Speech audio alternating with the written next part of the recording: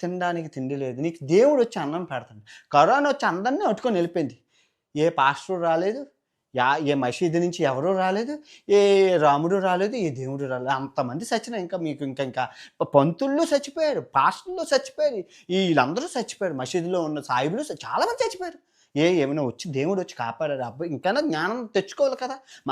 ఇక్కడ ఏ దేవుడిని నేను ఏ మతాన్ని కించపరచట్లేదు చెప్తున్నాను.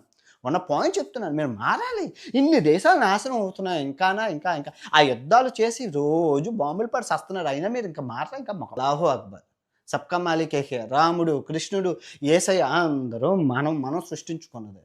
అంతరిక్షం దాటిపోయి, ఈ గ్రహాన్ని దాటిపోయి వేరే గ్రహాల్లోకి వెళ్ళిపోతున్నారు. ఇంకా మీరు మతం కొట్టుకొని సచ్చారనుకోండి అర్థం ఉండదు. మన పిల్లలకైనా మనం వాళ్ళని మతానికి, కులాలకి, వీటిలకి దూరంగా ఉండి మనిషిని మనిషిలా చూసే మతం రావాలి ఈ రోజుల్లో. నిజంగా చైనాయే ఎగ్జాంపుల్ రా నాయన. ఒక్కడు కిక్కుమని అల్లాహ్ అని మసీదులో అరడు. ఈ చర్చిలో ప్రార్థనలు ఉండవు, ఏ పూజలు ఉండవు, ఎక్కడ ఏవి గోలుండవు. ప్రశాంతంగా నువ్వు నమ్ముతున్నావా? ప్రశాంతంగా నమ్ము అంతే. చైనాలో అభివృద్ధి.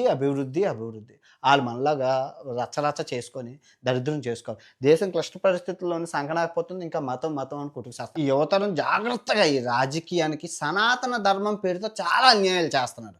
ఈ ఫేస్‌బుక్‌లోని, ఇన్‌స్టాగ్రామ్ సనాతన ధర్మం అది ఇది బొంగు భోషణాలు నుంచి ఇదిగో నేను హిందువునే.